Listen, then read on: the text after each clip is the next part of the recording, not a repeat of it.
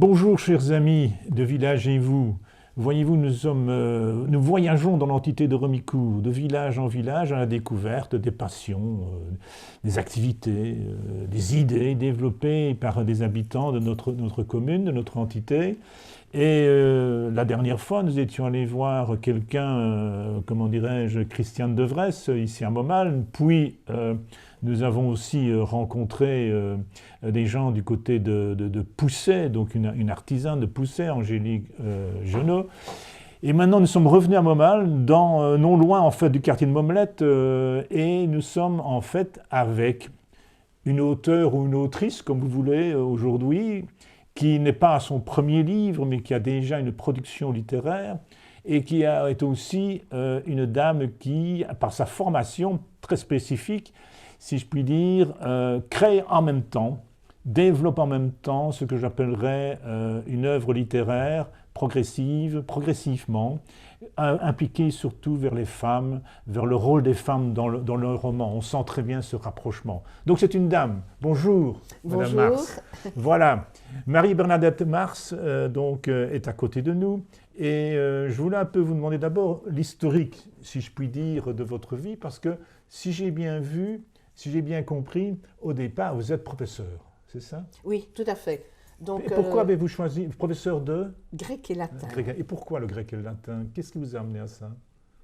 Pourquoi le grec et le latin? En fait, j'ai toujours eu envie d'être professeur. Oui. Ça, c'est une chose. J'ai jamais hésité et je ne l'ai jamais regretté. J'ai adoré.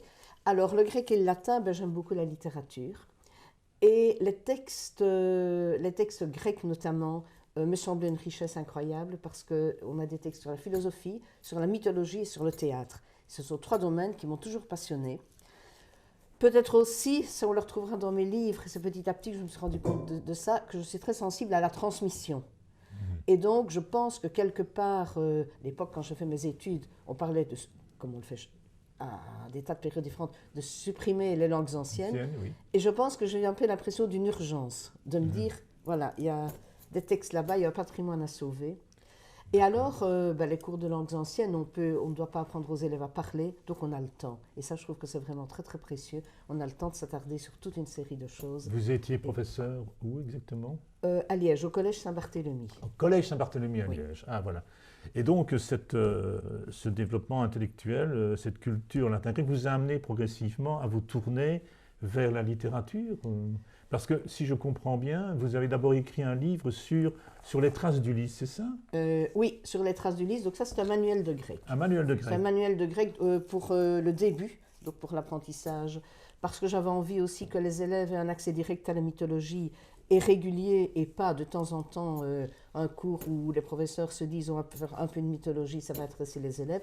J'avais envie d'intégrer la mythologie vraiment dans la grammaire, de faire de la grammaire, de la linguistique à partir de la mythologie. Et il semble aussi que c'est un livre encore aujourd'hui très prisé. Hein, oui, oui. pour l'apprentissage du grec. C'est un livre cahier, donc les élèves, Tous ceux qui se passionnent en temps grec et qui ont envie de l'étudier d'ailleurs, et de faire peut-être ce que j'appellerais les comparaisons entre le latin et le grec, n'est-ce pas? Les auteurs et autres. Je l'ai donc préparé avec pas toute seule, hein, avec Bénédicte Baudouin, donc l'autre dame qui était professeure de grec. Voilà, très bien. Et puis donc, vous prenez la décision, ou si je peux l'inspiration, de vous tourner à la littérature. Vous aviez écrit une nouvelle, je pense, hein, au début, la première, c'est une nouvelle. Dans les années 90, j'ai participé à un concours proposé par Belgique Loisirs, et donc la nouvelle avait été primée et donc éditée avec 19 autres. Donc c'est un recueil de 20 nouvelles. Ma plus belle histoire d'amour, donc c'était sur une histoire d'amour. C'est pas moi qui suis dedans, c'est l'histoire d'une autre personne. Je pense que c'est ça, c'est celle-là? Oui, c'est celle-là. Sonate inachevée. Pourquoi inachevée? C'était pourquoi? Parce qu'il s'agit d'une histoire d'amour qui n'a pas abouti. Voilà. Ah, d'accord. Oui. Qui est basée sur des lettres que j'ai retrouvées d'une ancienne dame qui travaillait au service de mes grands-parents, comme ça se faisait à l'époque, et qui ne s'est jamais mariée.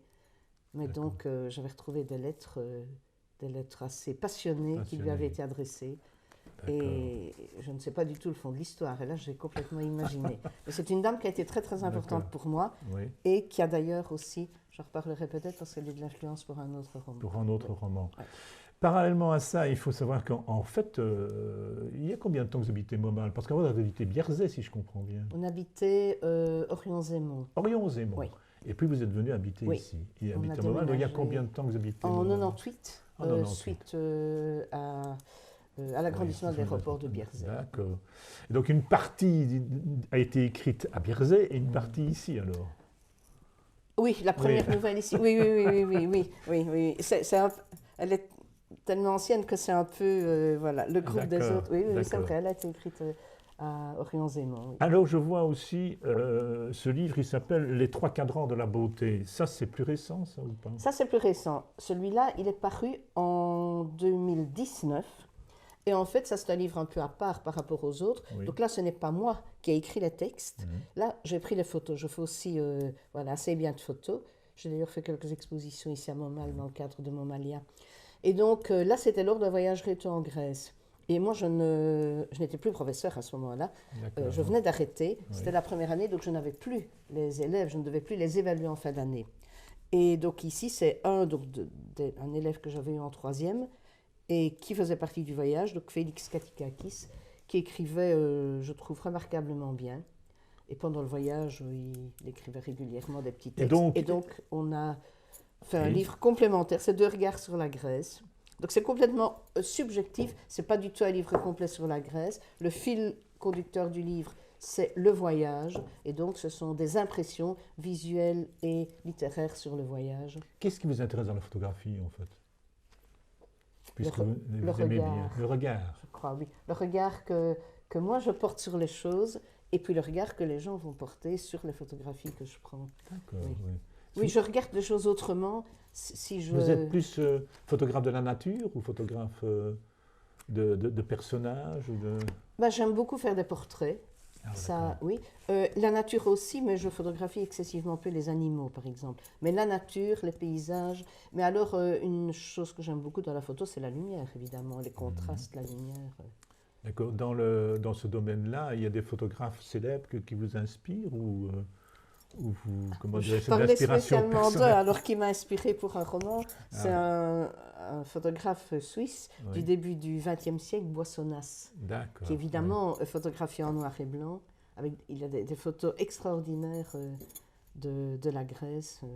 Et puis la plume, faisant, allant de l'avant, développant l'inspiration, vous publiez alors 2-3 livres. Je vais prendre d'abord peut-être Kilissa, c'est celui-là? C'est celui-là qui a été... Kilissa. Alors Kilissa, si je me souviens bien, ça veut dire la Sicile. La Cilicienne. Et la Cilicie, c'est une région de Turquie actuelle. Voilà. Oui. Alors c'est une histoire assez étonnante parce que si je me souviens bien du récit ou de ce que j'en ai pu comprendre, ça se passe à l'époque d'Agamemnon, hein, c'est ça? Oui, tout à fait, oui, oui. Et Kilissa est une esclave d'Agamemnon. Voilà. Donc elle est esclave au palais d'Agamemnon. Et donc l'histoire se passe pendant la guerre de Troie. Et alors là, j'avais envie, je vous disais tout à l'heure là, que cette ancienne dame qui était au service de mes grands-parents m'avait influencée. Je me disais, suite à cette expérience, à ces années passées avec elle, qu'il y a des gens dont on ne parle jamais, que l'histoire évidemment va oublier, mais qui ont été extrêmement importantes pour leur entourage, qui ont été vraiment essentielles. Et qui dit ça, c'est un peu ça. On a 5 lignes sur elle dans le théâtre grec, chez Échille. Et ce qu'on sait, c'est que c'était une esclave. D'ailleurs, la Cilicienne, c'est un surnom. C'est comme si on disait la Namuroise, la Rumi-Courtoise. Elle n'avait pas de nom. Et je trouvais ça fabuleux que la littérature nous ait laissé les traces de quelqu'un qui n'avait même pas de nom, qui n'avait qu'un surnom. Et ce qu'on sait d'elle, c'est qu'elle était très proche des enfants parce que c'était une esclave sage-femme. Et donc, elle aidait à mettre au monde les enfants. Et donc, elle avait une amitié particulière pour les enfants. C'était un peu comme une deuxième mère. Et donc, d'une part, il y avait elle, et d'un autre côté, il y a Clytemnestre, donc, qui est l'épouse d'Agamemnon pendant la guerre de Troie. Et voilà, j'avais envie, en voyant ces lignes sur Kilissa, je me suis dit, là, j'ai un personnage dont j'ai envie de parler. Clytemnestre, j'avais aussi envie d'en parler pour différentes raisons. Donc, c'est un peu un livre à 2 voix. C'est un livre de femmes, en fait. C'est un livre qui met en valeur des dames. C'est un livre qui met en valeur, oui, mais j'ai quand même... je trouve dedans, on me le dit parfois, une belle histoire d'amour, non pas entre Clytemnestre et Agamemnon, parce qu'Agamemnon était quand même un infâme personnage, mais entre Clytemnestre et Égiste, Et puis, aussi, je n'ai pas introduit, il existe dans la mythologie, mais le personnage de Palamède, qui est le père. Non, pardon, le personnage de Nauplios, qui est le père de Palamède.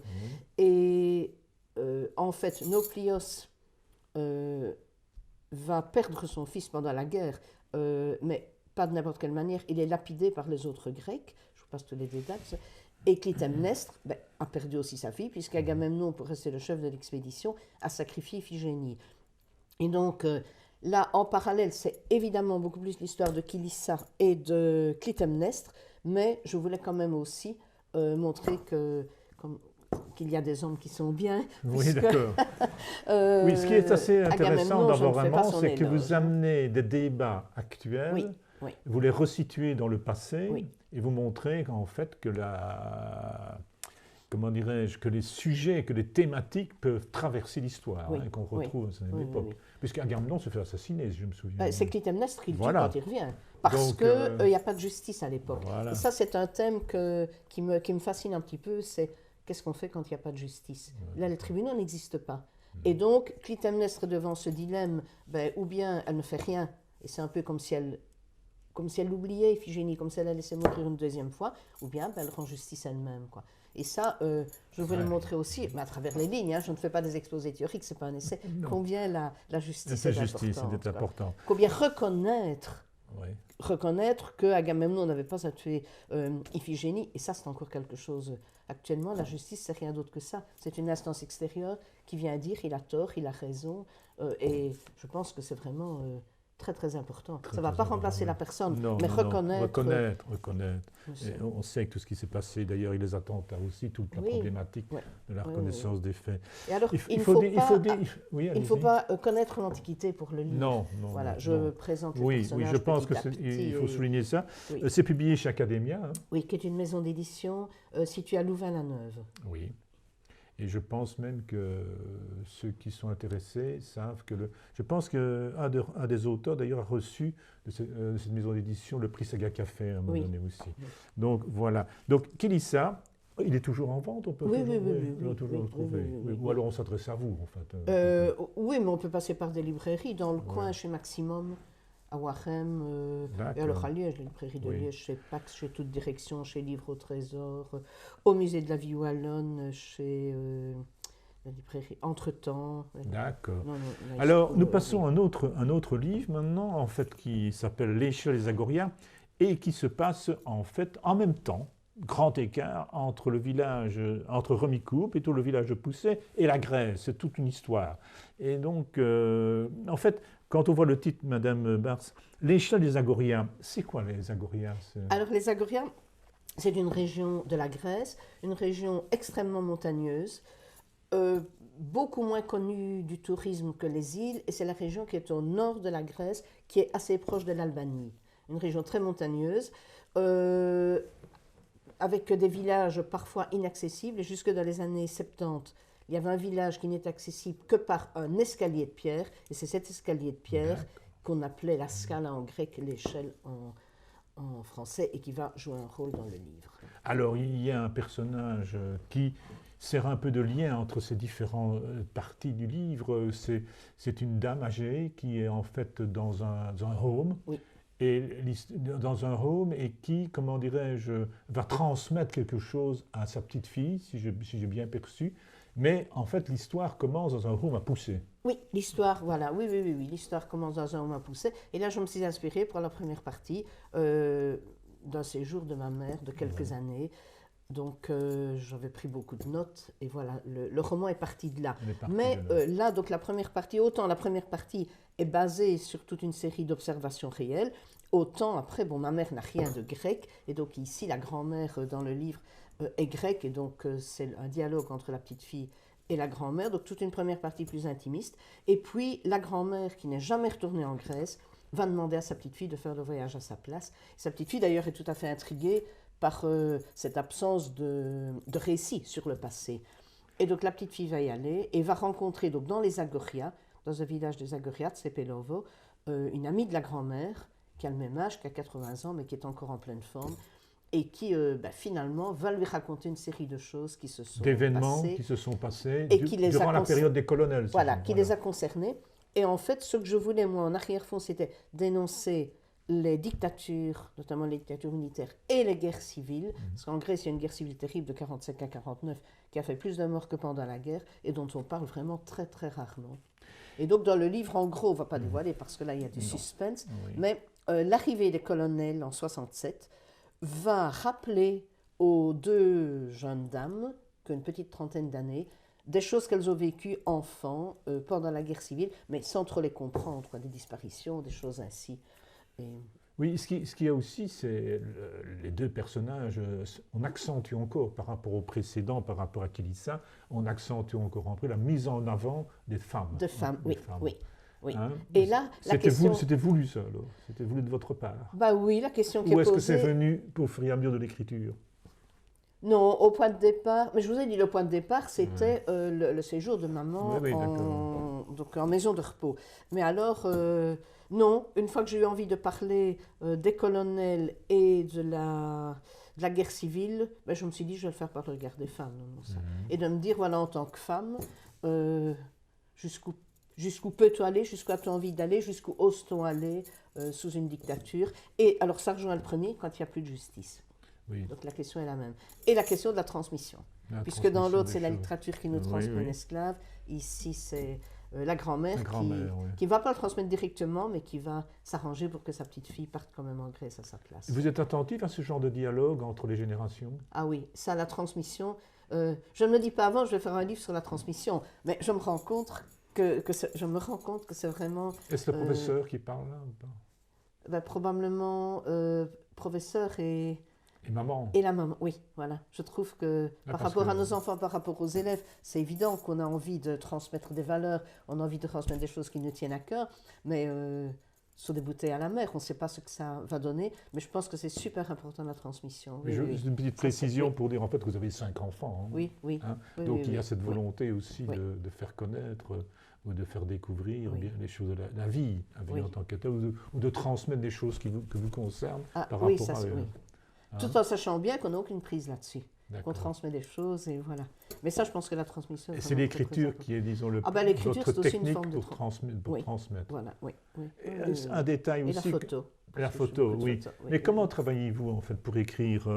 Vous vous levez le matin, 5 heures du matin, ou là, dans le cours de journée parce que maman, et en même temps écrire, ou tout au moins prendre le temps d'écrire, ça prend du temps quand même. Mais je n'ai pas beaucoup écrit quand mes enfants étaient plus petits. Oui, je comprends. C'est notamment une des raisons. Bon, j'avais une vie professionnelle, j'ai toujours travaillé à temps plein et j'ai toujours beaucoup investi dans mon travail.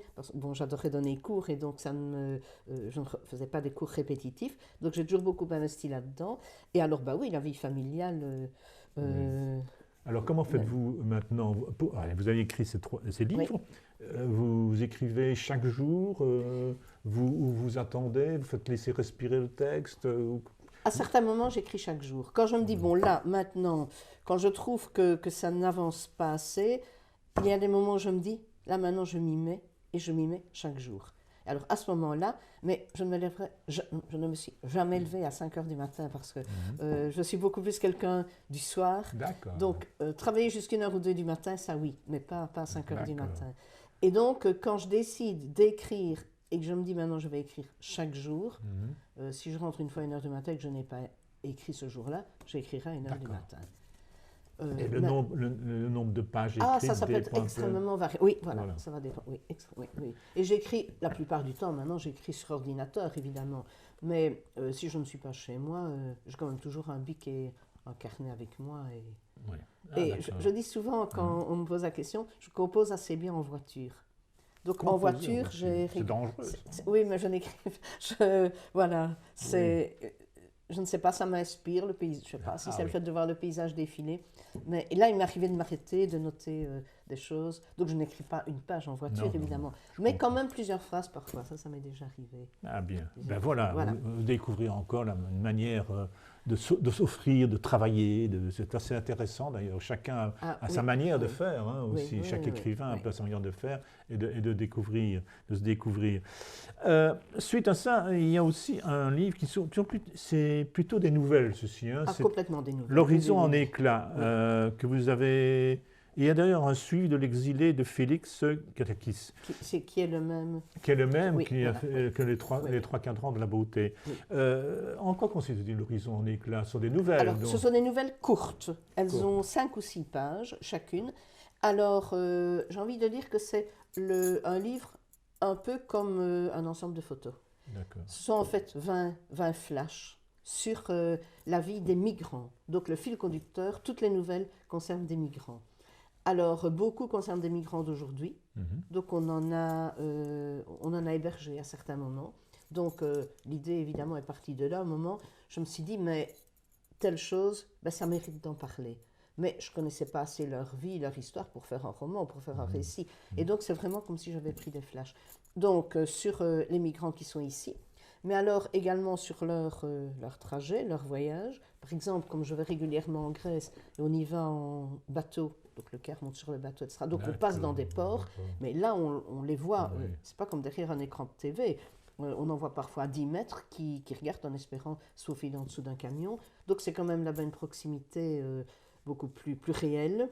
Et puis alors, je me suis rendu compte aussi que ce n'était pas toujours des gens de l'extérieur qui venaient vers nous, mais par exemple, pendant la guerre 40-45, il y a toute une série de Belges qui sont partis. Mon père notamment, et il racontait toujours qu'il est parti à 15 ans, voilà, sur les routes de France. Donc c'est des migrants de différentes époques en fait. C'est des migrants de différentes époques. Et je me suis rendu compte aussi que toute une série de récits mythologiques parlaient de migrants. Quand on les présente, on ne les présente pas comme des récits de migrants. D'accord. Mais ça intervient, par exemple, je prends l'histoire d'Ulysse. Ben, Ulysse qui pendant 10 ans erre avant de retourner, il fait des rencontres, on l'accepte, on ne l'accepte pas. Et donc, il y a 4 nouvelles qui concernent l'Antiquité, il y en a 2-3 autres qui concernent la guerre 40-45. Les autres, ce sont des migrants d'aujourd'hui, soit ici, ou soit parfois, je trouvais que c'était important de parler d'un camp. Mais je ne suis pas allée dans un camp. Donc je le dis clairement que je n'y suis pas allée et je décris là d'après-photo ce que moi j'ai ressenti en regardant une photo. Alors, une nouvelle et un roman, ça ne s'écrit pas de la même manière. Non, pas du tout. Alors. Là, les nouvelles, je les écris en une fois. Ah d'accord. Alors, en une fois, ça ne veut pas dire que je commence à 8 h du matin et que je ne m'arrête que quand elle est terminée. Mais ça peut être 2-3 jours. Mais je sais, en commençant une nouvelle, je sais la fin. Un roman, je ne sais pas la fin. Et ça évolue beaucoup plus, puisque c'est beaucoup plus long, il peut y avoir des personnages secondaires. Une nouvelle, c'est plus efficace, ça doit être... Et puis je vous dis, c'est vraiment pour moi un peu comme une photo, comme un flash que j'aurais pris. Et donc là, je sais, en les commençant, je sais où je vais. Et je n'ai d'ailleurs envie d'écrire une nouvelle que quand j'ai la fin. D'accord. Mais on sent que vous travaillez beaucoup le texte des nouvelles. Mais j'adore écrire. Et pour moi, l'écriture est première par rapport aux péripéties. D'accord. Là, ce n'est pas... On la sent que spécialité, c'est les pas textes sont une travaillés. intrigue, ce n'est pas... Oui, ça c'est... Oui, Vous travaillez oui. beaucoup vos textes sur le rythme, sur la qualité des, ce que j'appellerais Je suis très exigeante. Oui, la qualité des mots, oui. Les oui, épithètes, les adjectifs, la construction de la phrase, la manière dont les choses se passent. Dans l'écriture propre, on sent très fort qu'il y a une volonté de pureté, entre guillemets, si je puis dire. Oui, c'est un peu un défi, mais c'est aussi vraiment un plaisir c'est peut-être aussi le fait d'avoir fait la philologie classique qui exige ça. Non, quand on travaille le latin et le grec, on en arrive à être très précis, surtout dans la traduction des thèmes ou des versions, où il faut d'une logique, d'une précision dans les termes qu'on emploie pour la construction des phrases. Ne faites pas fuir tous les lecteurs éventuels, les lectrices éventuelles. Non, mais il faut savoir que ce n'est pas seulement un roman avec une histoire, c'est que c'est un roman qui est travaillé. Voilà. Oui, mais L'Horizon en éclat a eu un prix. Pas un prix. Au prix Franc-Auteur, il a une mention. D'accord. Donc, et c'est aussi publié chez Academia. Chez Academia, les 3 sont publiés chez Academia. Et on peut encore le trouver, ce livre de nouvelles. Bien. Oui. Bon, nous allons passer d'abord à un autre livre encore, qui est le dernier publié. Si vous le voulez bien, parce que je pense qu'il faut monter toute cette production. C'est le plus récent, il vient de sortir. Il n'a pas le même format que les autres. Il n'est pas chez Academia. Il est publié, en fait, dans un petit format, un opuscule. Oui. C'est d'ailleurs le titre de la collection. C'est le titre de la collection. C'est édité chez La Miroir. Chez La Miroir, voilà, qui est un éditeur connu également. Le titre, c'est L'homme qui voulait oublier le bois du casier. Alors, pourquoi cette nouvelle? Pourquoi cette nouvelle? Et comment dirais-je, dans ce format, on connaît La Miroir publie dans ce genre de format, j'ai des opuscules comme ça. Oui. Mais pourquoi cette nouvelle? Vous penchez sur ce sujet-là? Pourquoi cette thématique? Voilà. En fait, il y a un an, il y a eu un concours qui a été lancé sur le thème du charbon. D'accord. Et je m'étais dit que j'allais participer. Et puis, donc j'avais commencé à écrire. Et puis, je me suis rendu compte que pour participer, il fallait ne pas avoir édité à compte d'éditeur. Donc, je ne pouvais pas participer. Mais moi, j'avais commencé la nouvelle. Et alors, dernièrement, je me suis dit, mais tiens, j'ai cette nouvelle-là qui est un peu en chantier. J'avais en même temps repéré cette collection opuscule. Et je me suis dit, bah, là, un recueil de nouvelles, il en faut évidemment plusieurs. Je me suis dit, si cette nouvelle-là, je pourrais la retravailler et la proposer chez La Miroir. Et donc, c'est comme ça que je l'ai continuée. Mais alors, il y a un an, quand j'ai vu ce concours, ça m'avait intéressée, non pas de parler de l'histoire, ça vous aurez compris avec les livres que j'aime bien situer des destins individuels, mais dans un cadre historique important pour moi. Alors, ici, moi, je me rappelais de mon père qui parlait de cette catastrophe en étant très marqué par cet événement. Il est originaire de la région. Et voilà, c'est peut-être en repensant à ces moments qui m'avaient frappé, ce moment d'émotion chez mon père qui m'avait frappé. Alors, donc, ici, de nouveau, bah, c'est peut-être, on a parlé tout à l'heure de la transmission, c'est peut-être le livre qui est le plus directement sur la mémoire, l'oubli, la transmission, puisque je l'ai intitulé L'homme qui voulait oublier le bois du casier. Donc le suspense, c'est que va-t-il réussir à oublier, que ne va-t-il pas réussir à oublier. D'ailleurs, la dédicace de ce livre, c'est à mon père originaire de la région de Marcinelle, qui ce jour d'août 1956, les yeux tristes et l'air effaré, écoutez les nouvelles avec désespoir. Et puis vous mettez en dessous, à Basile, Achille et Rio. Voilà, oui, donc... alors Basile, Achille et Rio, ce sont les trois plus jeunes de mes petits-enfants. Voilà, et donc c'était aussi une manière de transmettre, évidemment, de transmettre l'histoire de leur arrière-grand-père. Et en fait, vous, qui était italien d'origine? Non. Non. Qui, mon père? Non, votre arrière-grand-père, il était... Non. Ah, j'avais... Non. Parce qu'en fait, dans... Ah oui, j'en fais... Non. Ça c'est... Donc, et lui n'était pas concerné, il n'a pas été concerné. Par... Non. Ah, je me suis toujours demandé s'il n'avait pas des amis ou des connaissances, ça je pense. Mais il n'était pas dans... Non, il travaillait pas. Et la formule que vous citez avec les mineurs et leurs lampes, là... Oui. Cette citation-là. Je suis quand même allée au bois du casier pendant que j'écrivais la nouvelle pour revoir une série de choses. Non, mais en fait, Et elle est d'ailleurs sur un monument devant l'entrée. Hein. Ils l'ont reprise. Oui. Là où la lampe passe le mineur. Oui, voilà. C'est terrible. C'est terrible, ça. C'est terrible, hein, oui. Et vous faites... mais on a l'impression vraiment de vivre, hein, le fait que ça a été vécu, cette histoire. Ou c'est vous, par l'écriture, qui parvenez à faire ce vécu? Ou est-ce... Je ne l'ai pas vécu, évidemment. Mais non, justement, c'est ça qui est assez particulier. Vous vous êtes mis dans la peau du personnage central. Oui. Et on a l'impression... Alors, pour toute une série de récits, je fonctionne aussi avec des films d'époque, avec des films d'archives. Oui. Et là, pas que un. Et alors, je regarde des films, et puis à un moment, je me dis, bon, je me pose, je me dis, là, voilà, cette photo-là, ça, pour moi, elle est importante pour mon écriture. D'accord. La même chose, par exemple, dans l'échelle des Agorias, je raconte à un moment un massacre qu'il y a eu à Calavrita, comme il y en a eu d'ailleurs ici dans la région. Hein. Massacre, il y a 1 ou 2 Allemands qui sont tués, et puis, du coup, en représailles, un village est vraiment anéanti. Et il y avait une histoire qui m'avait beaucoup émue dans le nord du Péloponnèse. C'est un village, donc le village de Calavrita, où les Allemands ont décidé d'exterminer le village. Donc ils ont emmené tous les hommes sur une colline, on les a tous fusillés, et on a enfermé les femmes et les hommes en dessous de 14 ans, au-dessus de 65 ans, dans l'école. Ils ont mis le feu à tout le village, et il y avait donc des soldats tout autour, prêts à tirer. À un moment, des femmes ont réussi à ouvrir une porte, et un soldat dit « on ne tire pas ». Et personne n'a tiré. Et je trouvais ce héros de l'ombre de nouveau. Je me dis, mais je ne sais pas ce qu'il est devenu, je ne sais pas s'il a été condamné ou pas, parce que personne n'a tiré. Et donc je me dis, à cause de l'attitude d'une personne, la moitié du village a été épargnée. Mais ça aussi, je le racontais à mes élèves quand on y était, mais on te le racontait Bon, quand je le raconte, s'il y a une petite inexactitude, c'est pas grave, mais pas quand je l'écris et que ça oui, reste. tout à fait, Et donc oui. là aussi, j'ai énormément fonctionné par des documentaires. D'accord. Oui, en plus, vous parlez aussi, il assista à la pièce de théâtre des Fils de hasard, Espérance et Bonne Fontaine. Oui, ça c'est moi qui ai assisté. Voilà, évidemment. me semble bien. Oui, Mais enfin, oui. vous avez introduit... Oui. vous Qui est une rappelez, pièce c'est- remarquable. Vraiment, oui. qui est- Oui, également. oui.